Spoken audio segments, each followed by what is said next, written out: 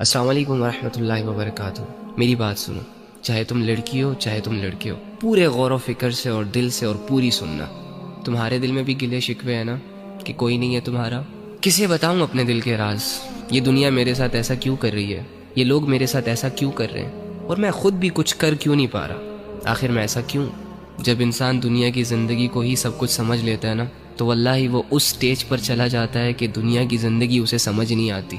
Any how, تو ایک کام کر، آج رات جب سب سو جائے نا، تو چھپکے سے اٹھنا، کسی کو کانوں کان خبر نہیں ہونی چاہیے، اور سب سے الگ تھلگ ہو کر جا نماز پکڑ، بچھا اور اس پر کھڑا ہو جا، ہاتھ باندھ، آنکھیں بند کر، امیجن کر کہ تیرا رب تیرے سامنے کھڑا ہے، وہ رب جس کا تو بندہ ہے، اور اسے اپنا سب کچھ مان، اور یہ تصور کر کہ آج میں اپنے رب کو اپنی حالت دکھانے آیا ہوں، آج میں اپنے رب سے اس دنیا کی شکایتیں کرنے آیا ہوں، آج میں اپنے رب سے دل کے راز بیان کرنے آیا ہوں۔ 2 رکعت نفل نماز پڑھ، اور نماز پڑھنے کے بعد جھولی پھیلا دے، ہاتھ اٹھا دے، بچھا دے خود کو، اور دل کی گہرائیوں سے پکار اپنے اس رب کو جو تیرے دل کے حال کو جانتا ہے، جو تب بھی تیرے ساتھ تھا جب دنیا تیرے ساتھ نہیں تھی، جو تب بھی تیرے ساتھ تھا جب دنیا تجھے جانتی نہیں تھی، اور جو آج بھی تیرے ساتھ ہے۔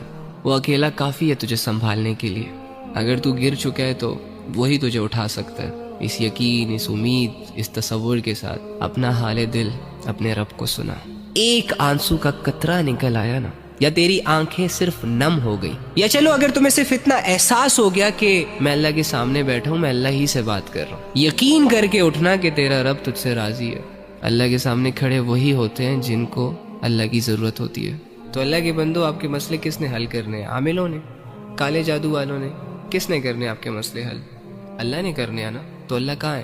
ایکچولی میں آئی ڈونٹ نو وائی ہمارا یہ مائنڈ سیٹ بنا ہوا ہے کہ اللہ کچھ اسپیسیفک جگہوں میں پایا جاتا ہے، اور اللہ رب العزت کی جو مغفرت کے فیصلے ہوتے ہیں وہ نیک لوگوں کے لیے ہوتے ہیں، یا اللہ رب العزت جن لوگوں کی دعائیں قبول کرتا ہے وہ بہت نیک ہوتے ہیں، لمبے لمبے سجدے اور پاک صاف رہنے والے ہوتے ہیں۔ ہاں ٹھیک ہے، ان کا اپنا درجہ ہے، لیکن اس کا یہ مطلب بھی تو نہیں ہے نا کہ ایک عام انسان اللہ تک پہنچ نہ سکے، ایک عام انسان اپنے دل کی بات اللہ کو نہ کہہ سکے اور اللہ رب العزت کو اپنی طرف متوجہ نہ کر سکے۔ وہ کہتے ہیں کہ کوئی کعبے سے خالی ہاتھ لوٹ آیا تو کوئی گھر بیٹھے خدا کو پا گیا۔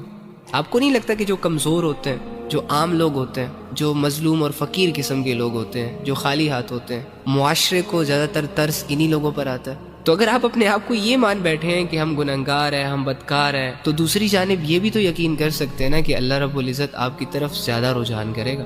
اللہ کے بندو، اللہ کہہ رہے میں تمہارے شارک کے بھی قریب ہوں۔ اس اللہ سے اپنے مسئلے حل کرواؤ جو اللہ ساری زبانوں کو سمجھتا ہے، جو اللہ دل کے حال کو جانتا ہے۔